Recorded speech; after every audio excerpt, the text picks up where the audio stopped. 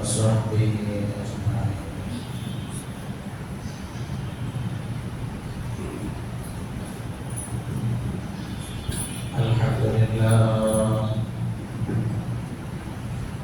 الحمد لله نحمده ونستعينه ونستغفره ونؤمن به ونتوكل عليه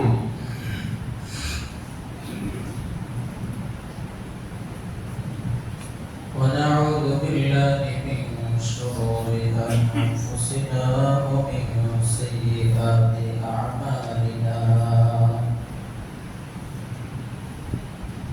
من يهده الله فلا مضل له ومن يضلله فلا هادي له. وأشهد أن لا إله إلا الله وحده لا شريك له. وأشهد أن سيدنا وسندنا وحبيبنا وحبيب ربنا وطبيبنا وطبيب قلوبنا ومولانا ومولانا محمدا عبده ورسوله.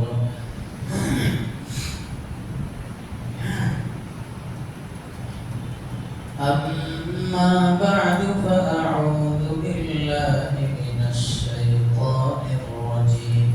بسم الله الرحمن الرحيم.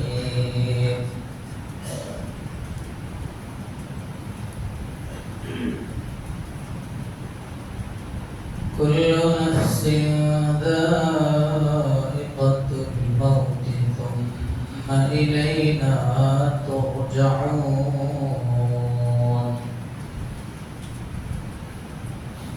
والذين آمنوا وعملوا الصالحات لنبوئنهم من الجنة غرفا تجري من تحتها الأنهار خالدين فيها. نعم أجر العاملين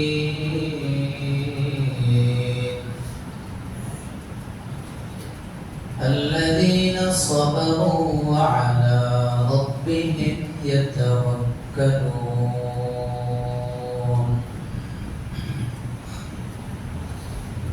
وقال رسول الله صلى الله عليه وسلم: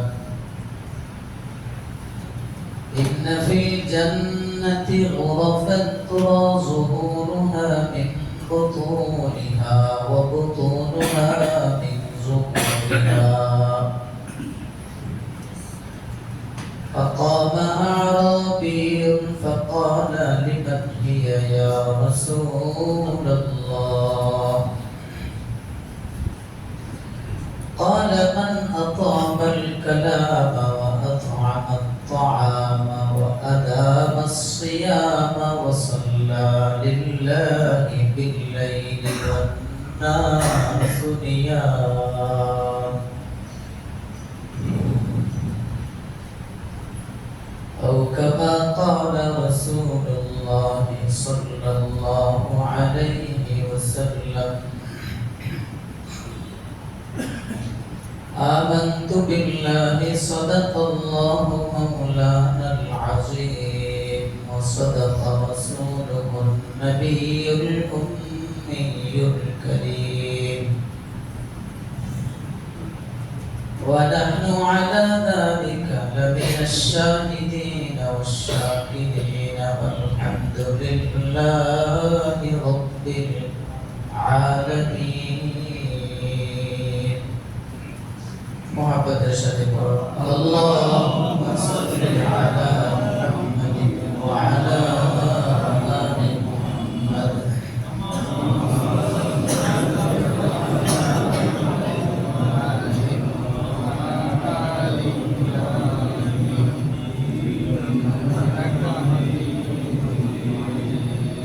اللهم بارك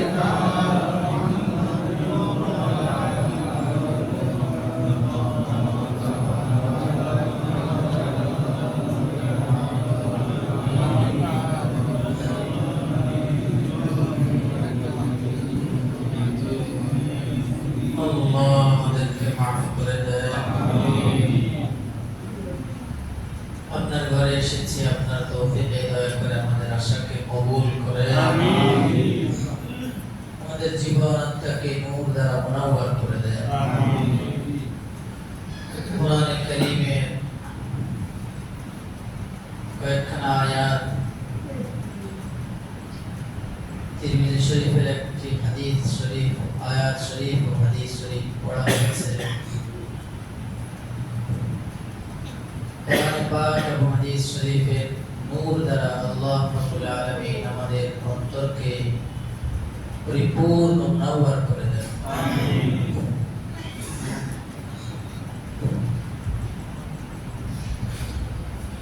এই পৃথিবী থেকে সবাইকেই যেতে হবে, কেউ থাকতে পারবো না, এটা সবাই বিশ্বাস করে। মুসলমান অমুসলমান সবারই বিশ্বাস এই পৃথিবী থাকা যাবে না। কিন্তু পরবর্তীতে আল্লাহর সামনে হিসাব দিতে হবে কি না, জীবনের কর্ম সম্পর্কে ভালো মন্দ সবগুলোর হিসাবের জন্য আল্লাহর সামনে দাঁড়াতে হবে কিনা, এই বিষয়ে মতামত। এই বিষয়ে বেঈমানরা অবিশ্বাস করে, মুসলমানরা বলে হ্যাঁ, মৃত্যু যেমন নিশ্চিত, মৃত্যু পরবর্তী জীবনে আল্লাহর সামনে দাঁড়িয়ে আল্লাহর কাছে যে গিয়ে হিসাব দিতে হবে, এটাও নিশ্চিত, এটাও বিশ্বাস করে। এই কথাটাকে আল্লাহ রাব্বুল আলামিন কোরআনে পাকের কথিত আয়াতে বলেন, কুল্লু নাফসিন যায়িকাতুল মাউত,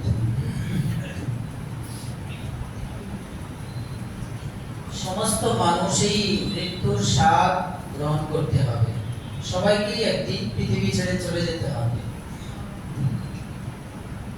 এরপর আল্লাহ এবার আকীদা খণ্ডন করছেন, যারা মনে করো আমার কাছে আর আসতে হবে না, মৃত্যুর মধ্য দিয়েই তুমি শেষ, কবরে শোয়াই দিলেই মাটি হয়ে যাবে, তোমার আর হিসাব নিকাশ হবে না, এটা ভুল।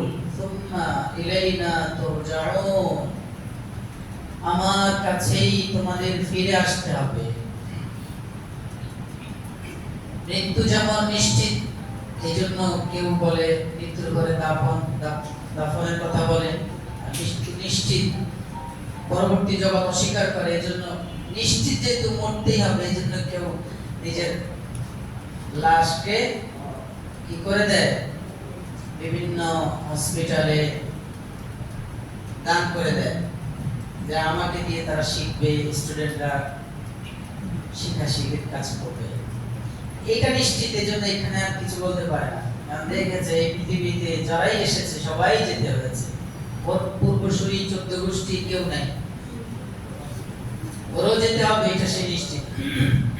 ওটা দেখছে, এটা তো দেখতেছে, এই জন্য এটা বিশ্বাস করে।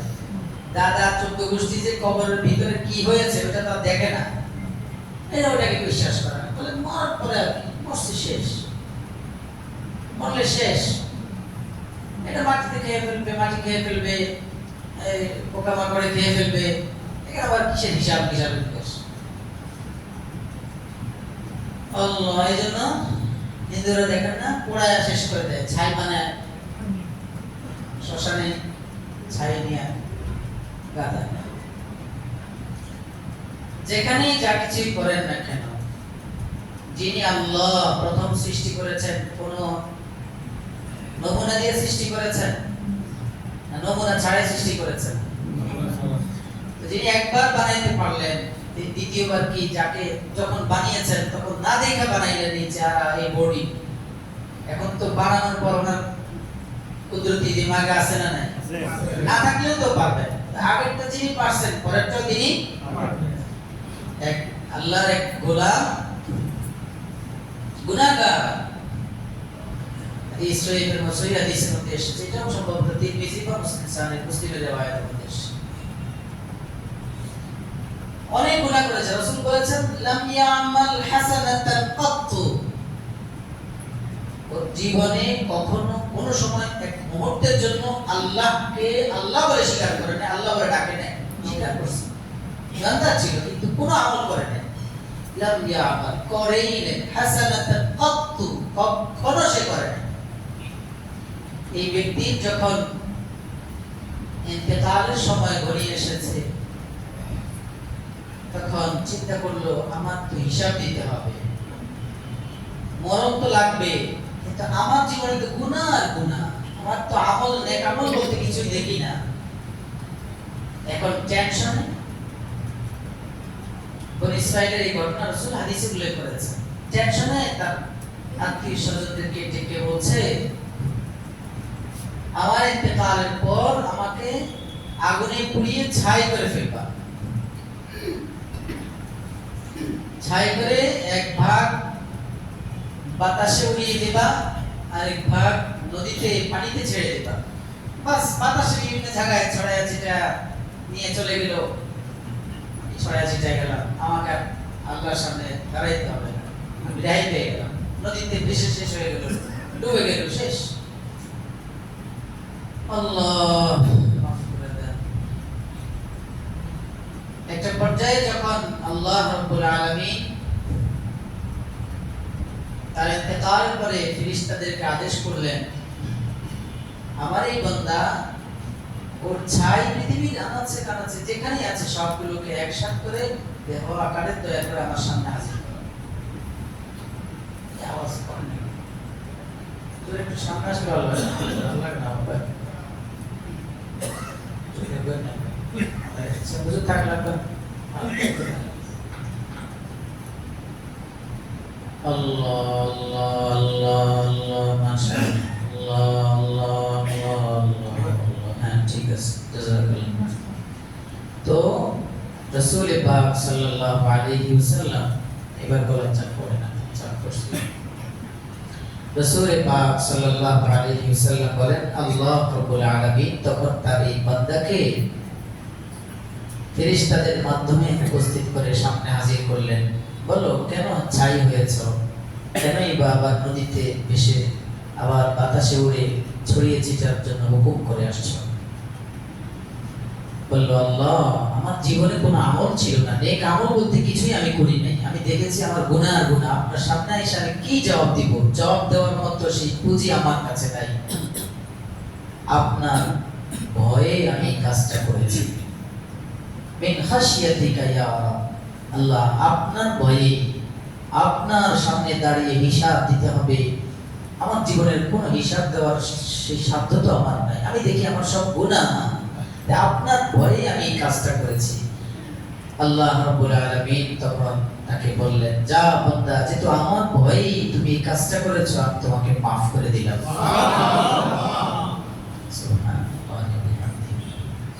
আমি বুঝাইতে চেয়েছি যে আল্লাহ রাব্বুল আলামিন পারেন কি পারেন না? মৃত্যুর পরে আপনি যেখানেই আপনাকে দান করেন আর যেখানেই লুকিয়ে রাখেন, আল্লাহ রাব্বুল আলামিন আপনার থেকে হিসাব নেবেনই। আপনার আত্মা সরাসরি আল্লাহর কাছে চলে যায়, হয় ইলিয়িনে না সিজ্জিনে, হয় নেককারদের সাথে জমা হয়, না হয় বদকারদের সাথে গিয়ে জমা হবে, কিন্তু হিসাব দিতেই হবে, হিসাব দিতেই হবে, হিসাব দিতেই হবে। তো আল্লাহ বলেন, কুল্লু নাফসিন যায়িকাতুল মাউত সুম্মা ইলাইনা তুরজাউন। ও পৃথিবীর মানুষেরা, আমার বান্দারা, আমাকে বিশ্বাস করো আর না করো, আমাকে যে মানো তাকেও বলছি, মানো না তাকেও বলছি, সবার একদিন মরণ হবে, মরতে হবে আমার সামনে, মরার পরে আবার সামনে হাজির হয়ে আমার কাছে হিসাব দিতে হবে। হিসাব দেওয়ার ক্ষেত্রে আমার যে গোলাম দুনিয়ার সময়টুকু কাজে লাগিয়েছে, আমাকে বিশ্বাস করেছে, অন্তরে সিনাতে ঈমান নিয়েছে, আমার প্রতি, আমার রাসূলের প্রতি, আমার পাঠানো কিতাবগুলোর প্রতি ঈমান এনে নেক আমল করেছে, নেককার হয়েছে, জীবনটাকে সুন্দর করে সাজিয়েছে, আল্লাহ রাব্বুল আলামিন তাদের জন্য আল্লাহ বলেন, লানুবাউইআন্নাহুম মিনাল জান্নাতি গুরফা والذين آمنوا وعملوا الصالحات لنبوئنهم من الجنة غرفا। আমার যে বান্দা, আমার যে বান্দি দুনিয়ায় পাঠানোর পরে দুনিয়াটাকে মূল টার্গেট বানায় নাই, আখিরাতকে মূল টার্গেট বানিয়েছে। মৃত্যু আসার আগে আগে মৃত্যুর জন্য প্রস্তুত ছিল, মৃত্যুর জন্য সর্বদা প্রস্তুতি নিয়েছে। দুনিয়া বিমুখ ছিল, দুনিয়া যতটুকু প্রয়োজন সেই প্রয়োজন পূরণের জন্য দুনিয়া কামাইছে, কিন্তু আখিরাতের প্রতি তার বিশ্বাস ছিল, আখিরাতের প্রতি মনোনিবেশ ছিল। এভাবে সিনাতে ঈমান নিয়ে, আল্লাহর মুহাব্বত নিয়ে, বুকে ঈমান ধারণ করে নেক আমল, ঈমানের সাথে নেক আমল করেছে। আল্লাহ বলেন, আমি আল্লাহ তাদেরকে লানবাউই আন্নাহুম মিনাল জান্নাতি গুরাফা, জান্নাতের মধ্যে আমি আল্লাহ তাদের জন্য এমন এমন বালাখানা, এমন কোঠরি আর কক্ষ কামরার মধ্যে তাকে বসবাস করতে দিব, যার নিচে দিয়ে সর্বদা অবিরাম চারটা নহর চলতে থাকবে। আপনি জান্নাতে আছেন, জান্নাতে আচ্ছা, নদীর উপরে বিভিন্ন জায়গায় খাবারের হোটেল বানায় না, ওখানে সবাই দূর দূরান্ত থেকে যায়, কুয়াকাটা যায়, অমুকে যায়, অমুক জায়গায় যায়, যায় কি করি, এমন জায়গা খুঁজি যেখানে দৃশ্যটা সুন্দর, বাস ওই হোটেলে উঠা, ওই হোটেলে উঠলে এখান থেকে সমুদ্রের ঢেউ দেখা যায়, ওখানে উঠো, ওখানে উঠলে নিচে দিয়ে দেখা যায় পানি, স্বচ্ছ পানি, নহর চলতে থাকে, তো খুব ভালো লাগে। এটা তো দুনিয়ার উপমা। আল্লাহ বলেন, যারা ঈমানের সাথে নেক আমল করবে, নেক আমল এখানে আম রাখছেন, ব্যাপক রাখছেন আল্লাহ, যে কোনো নেক আমল হতে পারে। কিন্তু রাসূল সাল্লাল্লাহু আলাইহি ওয়াসাল্লাম হাদিসের মধ্যে চারটা নেক আমলকে খাস করে এইখানের জন্য না, এমনি নেক আমল, চারটা নেক আমলকে খাস করে এই জান্নাতের ওয়াদা করেছেন। নবীজি সাল্লাল্লাহু আলাইহি ওয়াসাল্লাম বলেন, ইন্না ফিল জান্নাতি গুরাফা, এই এখানে আয়াতে যা বলছেন সেটাই বলছেন। জান্নাতের মধ্যে এমন কিছু কোঠরি, কামরা, কক্ষ আছে, এমন কিছু বালাখানা, অট্টালিকা আছে, তুরাজুহুরুহা মিন বুতুনিহা, ওই জান্নাতের ভিতর থেকে বাহিরের সব দেখা যায়। ভিতরে বসে বসে বাহিরে কি, কোথায় কি হচ্ছে, কোথায় কোন নিয়ামত, কোন দিক দিয়ে আমার আব্বা যাইতেছে, আম্মা যাইতেছে, কোন দিক দিয়ে আমার আত্মীয় স্বজন যাইতেছে, জান্নাত থেকে ওই কামরা থেকে সব দেখা যাবে। ওয়া বুতুনুহা মিন যুহুরিহা ওয়া যুহুরুহা মিন বুতুনিহা, ওই জান্নাতের ভিতর থেকে বাহিরটাও দেখা যাবে, বাহির থেকেও ভিতরে দেখা যাবে। আয়না, স্বচ্ছ আয়না, ভিতর থেকে বাহির দেখা যাবে, বাহির থেকেও ভিতরটা দেখা যাবে।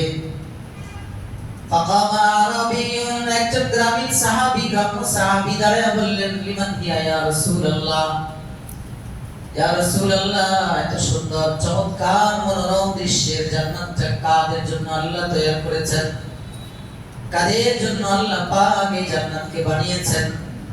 নবী আলাইহিস সালাতু ওয়াস সালাম বিশেষ চারটা আমলের কথা বলে দিয়ে বলেন, এই চার আমল ওয়ালা যারা, তাদের জন্য আল্লাহ জান্নাতটাকে বানায় রাখছে। আয়াতের ব্যাখ্যা, আয়াতে আল্লাহ বলেন, ওয়াল্লাযীনা আমানু ওয়া আমিলুস সালিহাতি লানুবওয়িআন্নাহুম মিনাল জান্নাতি গুরাফা, আমি আল্লাহ জান্নাত বানাইছি ওই সমস্ত বান্দাদের, মুমিন বান্দাদের জন্য যারা নেক আমল করে। হাদিসে পাকের মধ্যে রাসূল পাক সাল্লাল্লাহু আলাইহি ওয়াসাল্লাম বলেন, আল্লাহ যে সমস্ত বান্দারা চারটা আমল করবে তাদের জন্য এই জান্নাতের কোঠরিটা, জান্নাতের কক্ষ আর বালাখানা, অট্টালিকাটা আল্লাহ নির্ধারণ করে রেখেছেন। এক নম্বর মান আতাবাল কালাম, দুই নম্বর মান আতআমাত তুআম, তিন নম্বর ওয়া আদামাস সিয়াম, চার নম্বর ওয়া সাল্লা লিল্লাহি বিল লাইল ওয়ান নাস নিয়াম। আল্লাহ হাবিব সাল্লাল্লাহু আলাইহি ওয়াসাল্লাম বলেন, আমার যে উম্মত চারটা আমল করবে, আল্লাহ পাক ওই যেই জান্নাতটা ভিতর থেকে বাহির দেখা যাবে, বাহির থেকেও ভিতরটা দেখা যাবে, চমৎকার দৃশ্য, মনোরম পরিবেশে বানানো জান্নাত, যে জান্নাতের তল দিয়ে চারটা নহর প্রবাহিত হবে। ফিহা আনহারুম মিন মাইন গায়রি আসিন, এক নম্বর নহরটা হলো স্বচ্ছ নহর, স্বচ্ছ পানির নহর। ওয়া আনহারুম মিন খামরিল লাযযাতিল লিশ-শারিবিন। আরেকটা নহর হলো মদের নহর। মদের নহর আপনার জান্নাতের তল দিয়ে চলতে থাকবে, নিজে নিজে চলবে, অবিরাম চলতে থাকবে আপনার জান্নাতের তল দিয়ে, একটার সাথে একটা মিলবে না। এটা পানির নহর, এটা চলতেছে, কলকল শব্দে চলে। আর একটা মধুর নহর, এটাও চলে। ওয়ানহারুম মিন আসালিন মুসাফফা, পাশে আরেকটা আছে, এটা হলো মধুর নহর। মধু, 1 কেজি মধু কিনতে 1000-1200-1500 টাকা চলে যায় খাঁটি মধুর নামে, তাও ধোঁকাবাজ। আর যদি নেক আমল করে আসতে পারেন, আল্লাহর জন্য হয়ে জীবনটাকে কাটাইতে পারেন, আমার আল্লাহ আপনার জান্নাতের নিচেই জান্নাতি মধুর নহর প্রবাহিত করে দিবেন। আরেকটা নহর হলো আনহারুম মিন লাবানিন লাম ইয়াতাগায়্যার তা'মু। দুনিয়ার দুধ একটা সময় পরে নষ্ট হয়ে যায়। আল্লাহর হাবিব আল্লাহ পাক নিজেই বলেন আনহারুম মিন লাবানিন লাম ইয়াতাগায়্যার তা'মু। এমন দুধ আল্লাহ পাক, এমন দুধের নহর জান্নাতের তল দিয়ে প্রবাহিত করবেন, যেই দুধের স্বাদ কখনোই বিনষ্ট হবে না। অবিরাম আপনার জান্নাতের নিচে দিয়ে 4-4টা নহর চলতে থাকবে। শর্ত হলো আপনি পাওয়ার জন্য নেক আমল করতে হবে। কি করতে হবে? ব্যাখ্যায় মুফাসসিরিন ইকরাম বলেন, জান্নাতি যখন বের হবে তার কোঠরি থেকে, তার বালাখানা থেকে, জান্নাত থেকে, ওই কামরা, খাস কামরাটা থেকে বের হয়ে অন্যদিকে যাবে, 4-4টা নহরও ওর পিছনে পিছনে চলতে থাকবে। जन्नत दोज़ख से या रब क्या करो, आरज़ू है मैं तुझे देखा करो। पूरे गिल्मा जितनी नेमत है तू, सबसे बढ़कर नेमते दीदार तू। জান্নাত আমাদের মূল টার্গেট না, হুর গিলমান জান্নাতি নহর, জান্নাতি বালাখানা, এটা মূল টার্গেট না। পাইতে হবে কাকে?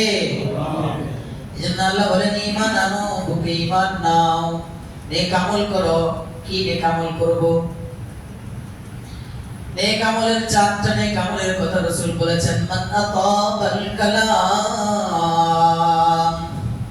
1 নম্বর মানুষের সাথে উত্তম ভাষায়, নম্র ভাষায়, মধুর সুরে মানুষের সাথে যে কথা বলে, কথা বলতেই ধমক দিয়ে কথা বলে না। দুনিয়ায় কিছু স্বামী আছে, কিছু বাবা আছে, সন্তান আর স্ত্রীদেরকে মনে করে নিজের অধীনস্থ, ধমক দেওয়া ছাড়া কোনো কথা নাই। এক হলো শাসনের জন্য ধমক, কিন্তু কিছু আছে কথা বলতেই বাচ্চাদেরকে ধমক, মাদেরকে ধমক, বিবিদেরকে ধমক। আল্লাহর হাবিব বলেন মান আতাবাল কালাম, উত্তম ভাবে, সুন্দর ভাষায়, নম্র ভাষায়, মধুর সুরে যে কথা বলে,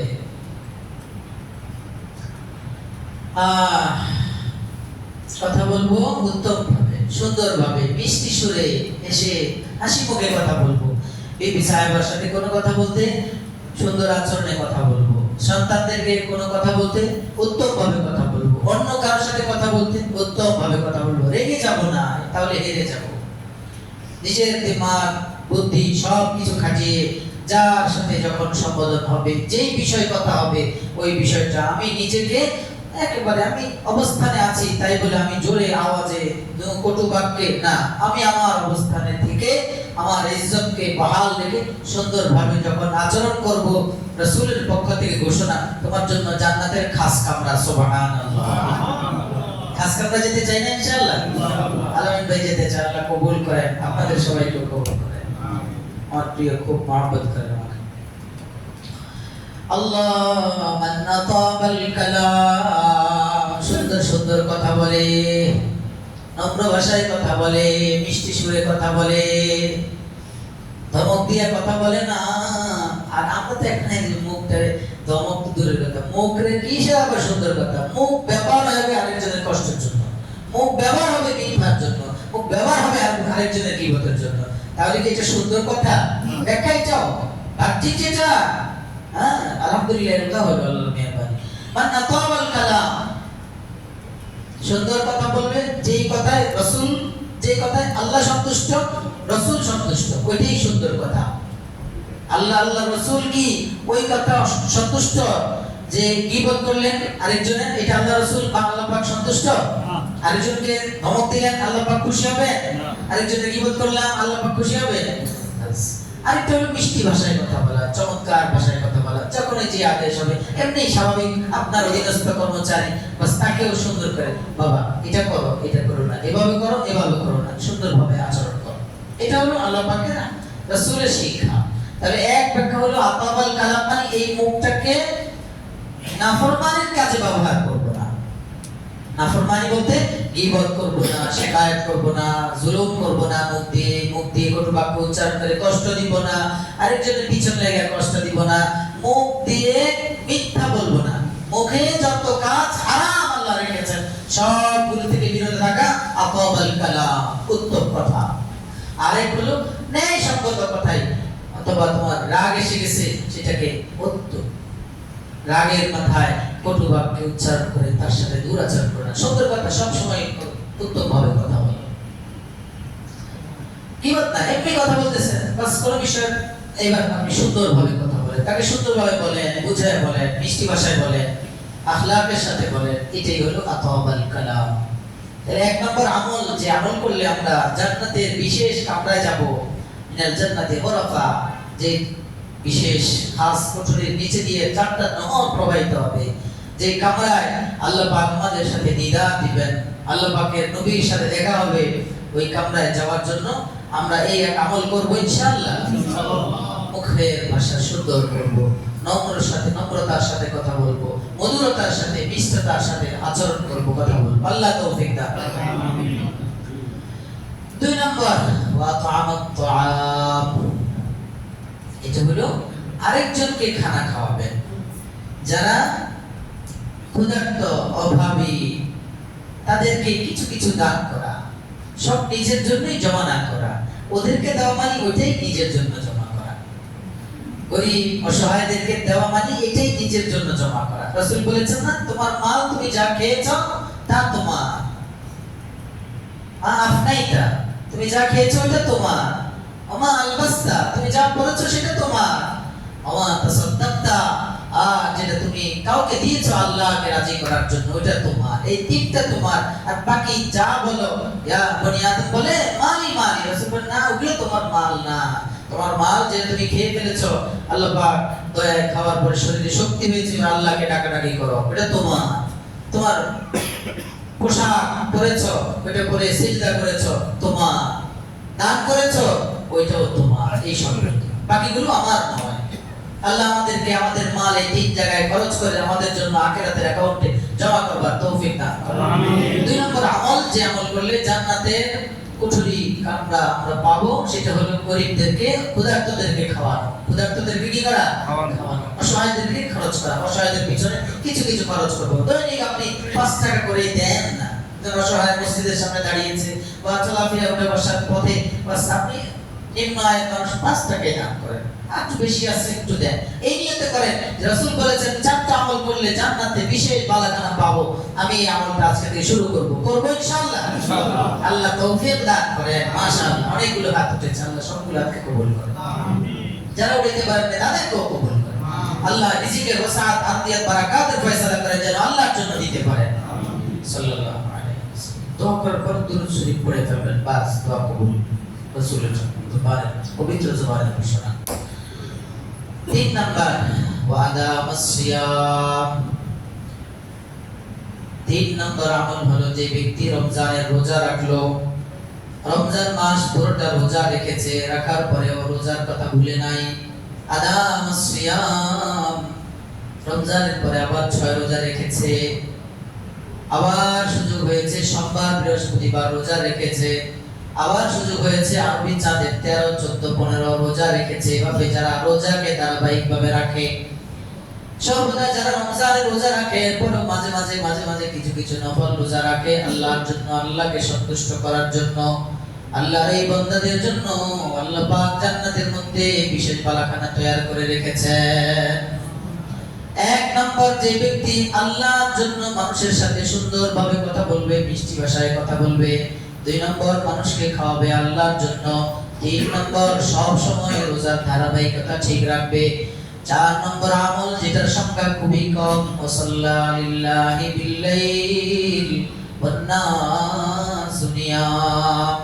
রাতের গভীরে যখন সমস্ত মানুষগুলো ঘুমিয়ে যায়, দুনিয়ার মানুষগুলো ঘুমের মধ্যে বিভোর, ওই সময় ও আল্লাহর প্রেমে উঠে যায়, ঘুম যাইতে পারে না, চোখটা জেগে যায়, আল্লাহর মহব্বতে আল্লাহর ভালোবাসায় জেগে যায়। আল্লাহর জন্য রাতের গভীরে যখন মানুষগুলো ঘুমিয়ে যায়, সে তাহাজ্জুদে দাঁড়ায় যায়।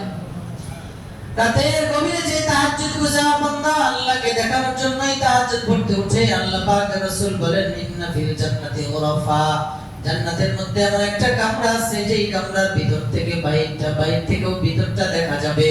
ওই কামরার মধ্যে চার শ্রেণীর মানুষকে আল্লাহ পাক জান্নাত দান করবেন।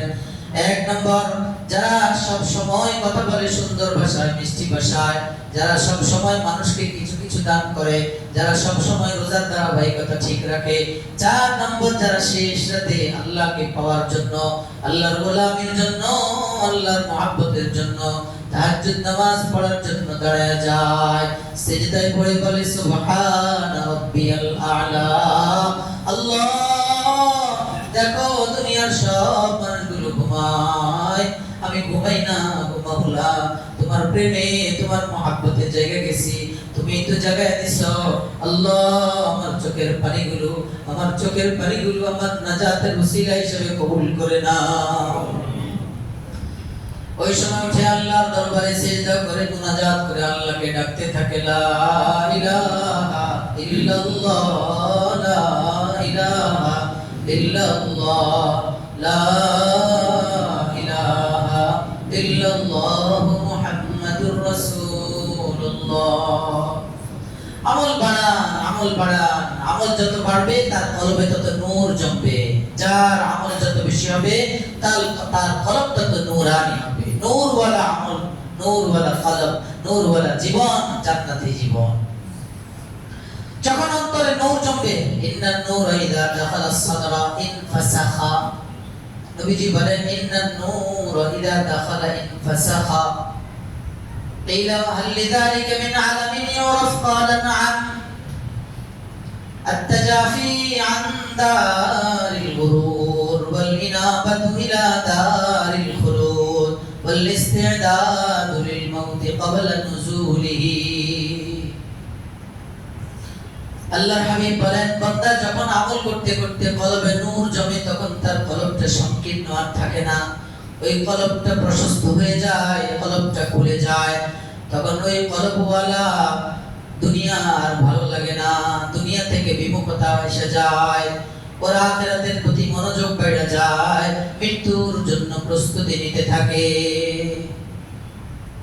নবী আলাইহিস সালাতু ওয়াস সালাম যখনই বলেছেন, ইয়া রাসূলুল্লাহ, আমার কলবে নূর ঢুকলে, নবীজি বলেছেন, কলবে নূর ঢুকলে কলবটা প্রশস্ত হয়, কলবটা খুলে যায়, বড় দিলওয়ালা হয়ে যায়। তখন এক সাহাবী বললেন, আল্লিযালিকা মিন আলামিন ইউরাফ, ইয়া রাসূলুল্লাহ, কলব যে নূর ঢুকেছে, কলব যে প্রশস্ত হয়েছে, কলবটা যে খুলে গেছে, এটা বুঝবো কিভাবে? এটার জন্য কোনো আলামত আছে কিনা? আমার কলবটা নূরে ভরেছে, কলবটা এখন প্রশস্ত হয়ে গেছে, কলব এখন আপনার প্রেমে ভরপুর, নূরে ভরপুর, আমি বুঝবো কিভাবে? কোন আলামত আছে কিনা? আমি বুঝবো এই আলামতগুলো দেখে যে আমার কলবে আপনার দেওয়া নূর ঢুকেছে, আমার কলবটা এখন বড় দ্বীনের জন্য, আপনার জন্য, রাসূলের মহব্বতের জন্য। সাহাবী জিজ্ঞেস করছেন, কোন আলামত, কোন চিহ্ন আছে কিনা? নবীজি বললেন, 3টা আলামত। 3টা আলামত যখন তুমি দেখবা, তখন বুঝবা তোমার অন্তরাত্মা, তোমার বক্ষ, তোমার সিনা আল্লাহর দেওয়া নূরে ভরপুর হয়ে আছে।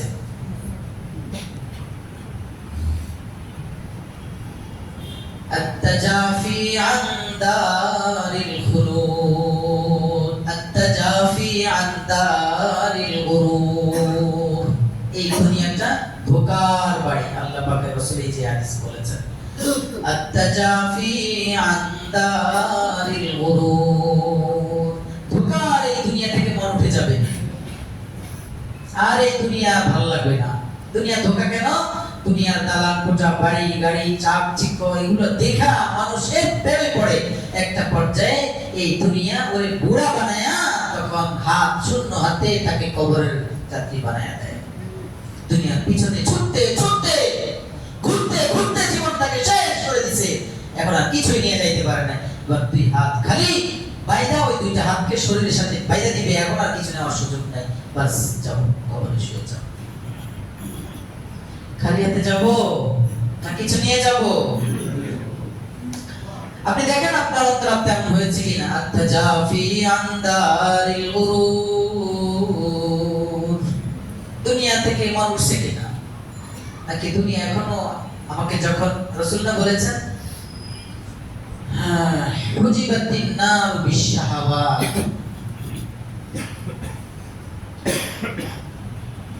মানুষ এই যে দুনিয়ার চাকচিক্যের দিকে দৌড়ায় না, দৌড়ানোর কারণ হলো মানুষ দেখে এটা অনেক সুন্দর। রাসূল বলেন এই সুন্দরটাই, এই সুন্দরটার আড়ালেই তোমার জাহান্নাম। হুজিবাতিন নার বিশাহাওয়াত, জাহান্নামকে ঢাইকা রাখছে এই দুনিয়ার মোহ। এই মোহের পিছনে যখন শুধু মোহটাকে, এই দুনিয়ার এই প্রেমটাকে মূল গন্তব্য বানায়, মূল টার্গেট বানায়, তখন এটাই তার চোখে পড়ে। ওর পিছনে যে জাহান্নাম ঢেকে আছে ওটা যে দেখে না, না দেখার কারণে দুনিয়ার পিছনে ছুটে। আর ওয়াহুজিবাতিল জান্নাতু বিল মাকারি, কষ্ট, এই কষ্ট জিনিসটা জান্নাতকে ঢেকে রাখে। উযু করতে কষ্ট, উযু করে নতুন করে সুন্নাত পড়ে ফজর পড়েছি, এখন উযু চলে গেছে, আবার উযু করে ইশরাক করতে হবে। এই কষ্টের কারণে অনেকে ইশরাক ছাইড়া দেয়। একটা উদাহরণ, রাসূল বলেন এই কষ্টটাই তোমার জান্নাতকে ঢেকে রাখছে। ওয়াহুজিবাতিল জান্নাতু বিল মাকারি, কষ্টটাই জান্নাতকে ঢেকে রাখছে। মানে এই কষ্ট দিকে না তাকায়া, কষ্ট এই জন্য ছেড়ে দিও না, কষ্টের দিকে না তাকায়া তুমি যদি কষ্টকে কষ্ট মনে না করে ফেলো, এর পিছনেই তোমার জন্য জান্নাত। আর ওই যে সৌন্দর্য, ওই সৌন্দর্য আসল সৌন্দর্য না, ওটার পিছনে আছে জাহান্নাম। ওই সৌন্দর্যটা দেখে দৌড়ে না, ওর পিছনে আমি বলে দিলাম, কিন্তু শোনো, আমার পিছনে যদি এটাই টার্গেট বানাও তাহলে পিছনে আছে হুজিবাতিল জান্নাতু বিল মাকারি ওয়া হুজিবাতিন নারু বিশাহাওয়াত। আল্লাহ আমাদেরকে দুনিয়ার চাকচিক্যের পিছনে না পড়ে আল্লাহ দেওয়া, আল্লাহ তৈরি জান্নাতের চাকচিক্যের পিছনে পড়ার তৌফিক দান। আমিন। আমাদের মূল গন্তব্য, মূল বাড়ি জান্নাতের জন্যই সবাইকে প্রস্তুতি নেওয়ার তৌফিক দান। তাহলে এক নম্বর আলামত হলো ও দুনিয়া বিমুখ হয়ে যাবে, দুনিয়া টার্গেট বানাবে না, দুনিয়ার পিছনে হাত ছুটবে না যখন অন্তরে নূর এসে যাবে। দুই নম্বর, ওয়াল ইনাবাতু ইলা দারিল খুলুদ, এবার সে আখিরাতের প্রতি মনোনিবেশ করবে, আখিরাতে তার টার্গেট বানাবে, আখিরাত ছাড়া কিছু বুঝবে না। যখন দেখবা আমার এই বান্দা শুধু দুনিয়া, শুধু আখিরাত আখিরাত করে, তাহলে বুঝবা ওর কলবে নূর আসছে। নূর ছাড়া, আলো ছাড়া জান্নাতে যাওয়া যাবে না, নূর ছাড়া কবরে থাকা যাবে না। কবরটা আলোকিত না নাকি অন্ধকার? যার কলবে যত নূর হবে তার চোখেও তত নূর আসবে। তখন ওই চোখ দিয়ে কবর আর অন্ধকার দেখবে না, কবরটা তখন আলোকিত হবে। পুলসিরাতের পথটাও তখন আলোকিত হয়ে যাবে। পুলসিরাত পার হতে হবে, ওয়া মিনকুম ইল্লা ওয়া মিন শাইইন ইল্লা ওয়ারিদুহা কানা আলা রাব্বিকা হাতমান মাকদিয়া। জান্নাতীরাও পুলসিরাতের উপর দিয়ে নিচে জান্নাত, নিচে কি জাহান্নাম। ওয়া মিনকুম ইল্লা ওয়ারিদুহা, ওয়া এমন কেউ নাই যে জাহান্নামের উপরে থাকা পুলসিরাত পার হইতে হবে না। জান্নাতীও পার হইতে হবে, জাহান্নামীও পার হইতে হবে। প্রথম জাহান্নামে যাবে সেও, এরপর জান্নাতে যাবে, এখন গুনার কারণে সেও পার হইতে হবে। বাস যখন এদিকে যাবে, মুমিন যা ভিতরটা নূরে ভরা, ওই যে নূর অর্জন করছে, ওর নূর যখন জাহান্নামের উপর দিয়ে যখন হাঁটবে, জাহান্নাম স্তব্ধ হয়ে যাবে, নিভে যাওয়ার উপক্রম হবে। জাহান্নাম বলবে দ্রুত ভাই, তুমি দ্রুত পালাও, দ্রুত যাও, দ্রুত হয়তো আমার এখান থেকে সরে যাও, তোমার এই নূরের কারণে আমার জাহান্নাম নিভে যাইতেছে। সুবহানাল্লাহ, এই নূর কি কলবে দরকার আছে না? না। আর জাহান্নামী যখন যাবে, কিসের আবার নূর? তো অন্ধকার, চোখে দেখে না, কলবও দেখে না। চোখের নূর নাই, কলবের নূর নাই, উঠবে আর ঠাস করে পড়ে যাবে, পড়বে তো পড়বে, নিচে দেশে চলে যাবে। জাহান্নামের আগুনে লম্বা সময় থাকতে হবে। যদি ঈমান থাকে, এরপর একটা পর্যায়ে উঠে আল্লাহ কোথায় দিবেন? জান্নাতে। না হলে তো এখানে আবাদুল আবাদ থাকতে হবে। এজন্য কলবে নূর বসানোর আলামত কলবে নূর আসছে, এটা বুঝবেন যদি আপনি দুনিয়া ছাইড়া দেন। বুঝা গেছে দুনিয়ার পিছনে চলে না, রাসূল বলেন বুঝো ওটার পিছনে ওটার কলবে নূর আসছে। আর যারা দেখবা আখিরাত করে, ফজর ছাড়ে না, যোহর ছাড়ে না, আসর মাগরিব ছাড়ে না, কোন নামাজ ছাড়ে না, এসব পড়ে, জামাতের সাথে পড়ে, 5 ওয়াক্ত নামাজ পড়ে, এক ওয়াক্ত ছোট পড়লো তো আর ওয়াক্তের জন্য অপেক্ষায় থাকে। এভাবে যারা আখিরাতি, যার কথার মধ্যে আখিরাত, চলার মধ্যে আখিরাত, খাবার মধ্যে আখিরাত, সর্বাবস্থায় আখিরাতের ফিকির, আখিরাতের টেনশন, আমার যে গোলামের, আমার যে উম্মতের, নবীজি বলেন বুঝে নিবা ওর অন্তরেও নূর এসে গেছে, এই নূরটাকে সোজা টাইনা নিয়ে আল্লাহ জান্নাতে ঢুকায়া দিবে। আল্লাহ আপনার জন্য কবুল করেন, আমিন। 3 নম্বর আলামত, মৃত্যুর প্রস্তুতি নিবে। ও বলবে না যে আমার বয়স মাত্র 30, এখন দাড়ি রাখার সময় হয় নাই। ও বলবে না আমার বয়স মাত্র 40 হয়েছে, এখন তো মেয়েদেরকে বিয়ে দেইনি, এখন তো এই সময় হয় নাই, কিসের মধ্যে আস্তে ধীরে নিমনি নামাজ পড়া শুরু করবো নি। না, রাসূল বলেন ওর বয়সের দিকে সে তাকাবে না, বরং চিন্তা করবে কোন সময় জানি মওত আইসা যায়, কোন সময় জানি মরণ আইসা যায়। সর্বাবস্থায় মৃত্যু আসার আগে আগে মৃত্যুর জন্য যে প্রস্তুত, বুঝবা তার অন্তরেও কিছু নূর আইসা গেছে। তিনটা চার আসছে, তার কলবে নূর ভরপুর হয়ে গেছে। দুইটা আসছে, কিছুটা আসছে, একটা আসছে তো কিছুটা আসছে, বাকি দুইটার জন্য ফিকির করা যায়। কলবে নূর আসছে বুঝবো কিভাবে? আখিরাতের ফিকির, দুনিয়ার বিমুখতা, মৃত্যুর জন্য প্রস্তুতি। তিন গুণ যার ভিতরে আসছে, রাসূল বলেন ইন্না নূর ইযা দাখালা ইনসারা, ইযা দাখালা সাদরা ক্বালা ফিল কলব ইনতাসাখ। তখন কলব প্রশস্ত হবে, কলবে তখন আল্লাহ আল্লাহ আল্লাহ আল্লাহ মুহাব্বত মারিফাত ভরে যাবে, রাসূলের মুহাব্বত বলতে। আল্লাহ আমাদেরকে কলবকে নূরওয়ালা বানাবার তৌফিক দান করেন। আগেকার উম্মতের হায়াত ছিল কম, না? আমাদের আগের উম্মতের হায়াত কি ছিল? বেশি নাকি? মাশাআল্লাহ। কেউ 200, 250, 300, 400, 500 বছর পর্যন্ত সময় পেত, আর কেউ 1000 বছর পর্যন্ত তো পেয়েছে। এই লম্বা সময়ে কত আমল তারা করেছেন না? আমাদের বয়স তো সর্বোচ্চ 60, 70, 80, 90, 100। এই অল্প সময় আমাদের কি হবে? কতটুকু আমল? 1000 বছর পেয়ে তিনি 1000 বছর আমল করার চেষ্টা করেছেন, আল্লাহকে পাওয়ার জন্য চেষ্টা করেছেন, রাসূলকে পাওয়ার জন্য চেষ্টা করেছেন, আখিরাতকে নূরওয়ালা বানাবার চেষ্টা করেছেন, কবরের জন্য চেষ্টা করেছেন। 1000 বছর, 500 বছর, 300 বছর, 250 বছর চেষ্টা করেছেন। তারা অনেক আগে গেছে সময়ের দিকে, সময়ের কারণে লম্বা লম্বা আমল করতে পারছেন। কিন্তু আমার রাসূল বলেন আমার উম্মতি মা বাইনা 60 আও 70 আও ক্বালা 70, মা বাইনা 60 ওয়া 70। আমার উম্মত হায়াত বেশি পাবে না, আমার উম্মতের গড় বয়স 60-70 এর মাঝামাঝি মধ্যেই থাকবে। হ্যাঁ, কেউ আছে একটু বেশিও পায়, পায় না? আমার উম্মতের হায়াত কম, কিন্তু এই হায়াতটার দাম আল্লাহর কাছে অনেক বেশি। আমাদের এই জীবনটা অনেক দামি, আমাদের এই জীবনটা অনেক মূল্যবান। যদি হয় এই জীবনটা কাজে লাগাই, এই জীবনে অনেক দামি, অনেক মূল্যবান জীবন আল্লাহ আমাদেরকে দান করেছেন। মূল্যবান বানাবার জন্য যদি আমি ফিকির করি, দামি বানাবার ফিকির করি, আল্লাহর দৃষ্টিতে এটা অনেক দাম, অনেক মূল্য। যদি আমি এই জীবনটাকে কাজে লাগাই, যদি আমি এই হায়াতটাকে কাজে লাগাই, এইজন্য রাসূল বলেন ওরা লম্বা লম্বা হায়াত পেয়েছে, সমস্যা নাই। ওরা 100, 200, 300, 500, 1000 বছর পর্যন্ত সময় পেয়ে অনেক অনেক আমল করেছে, কোনো টেনশন করে না উম্মত আমার। আল্লাহর হাবিব ঘোষণা দিয়ে দেন, সুসংবাদ শোনায় দেন, আমার উম্মত অল্প হায়াত, সমস্যা নাই। অল্প হায়াতের মধ্যে, অল্প সময়ের মধ্যে, অল্প জীবনের মধ্যে ও যদি অল্প আমল করে, আল্লাহ রাব্বুল আলামিন তাকে অনেক বেশি সওয়াব আর মর্যাদা দান করবেন। আমার কোন উম্মত, নবীজির কোন উম্মত যদি বুকে ঈমান নিয়ে, সিনাতে ঈমান নিয়ে, কলবে ঈমান নিয়ে নবীর তরিকা অনুযায়ী কোন নেক আমল করবে, 60-70 বছর হায়াত পেয়েছি, সময় কম, পুঁজি বাড়াইতে হবে বেশি, কিভাবে করব?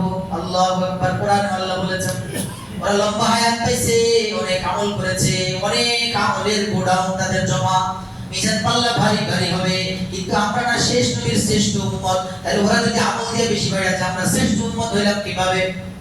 তাহলে আমাদের আগে অথচ আমাদের ব্যাপারে রাসূল বলেছেন সমস্ত উম্মতের আগে আমরা কোথায় যাব? জান্নাতে আমরাই আগে যাব ইনশাআল্লাহ। তাহলে আমাদের আমল তো রাসূল বাজান বলেন অল্প হায়াত টেনশন নাই, পেরেশানি নাই।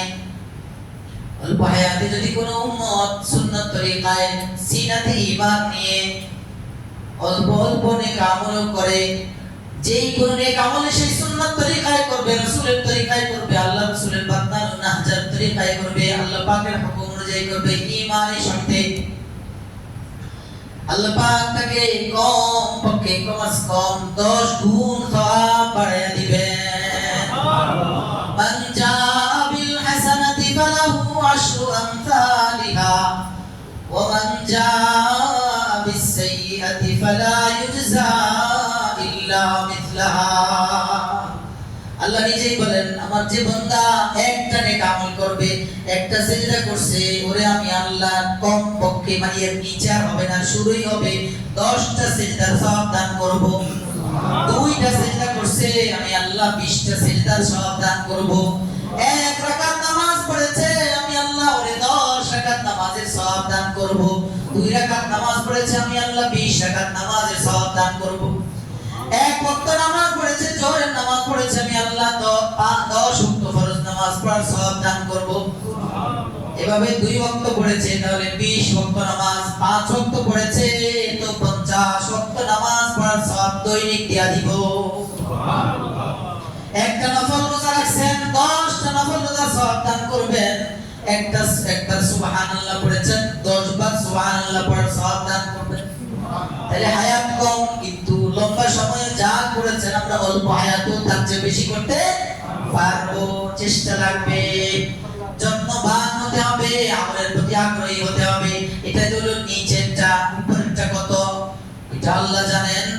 আল্লাহু ইউদাইফু লিমান ইয়াশা ওয়াল্লাহু ওয়াসিউন আলীম। আল্লাহ প্রতিটা মানুষের কলব দেখবেন উপরে কার কত নেক আমল হবে, যার আমলটা যত বেশি খুশু খুদু ওয়ালা হবে, আমল করতেছে শরীরটা যেমন হাজির, আমলের মধ্যে দিমাগটা ধ্যানটাও হাজির, এটা হলো খুশু খুজু। শরীরটাও সুন্নাত তরিকায় সঠিকভাবে খুদুটা বাহ্যিক হলো খুদু, বাহ্যিকভাবে অঙ্গ প্রত্যঙ্গ সুন্নাত তরিকায় আমল। আর দিলটাও হাজির, শরীরটা যেমন হাজির আমলের মধ্যে দিলটাও হাজির।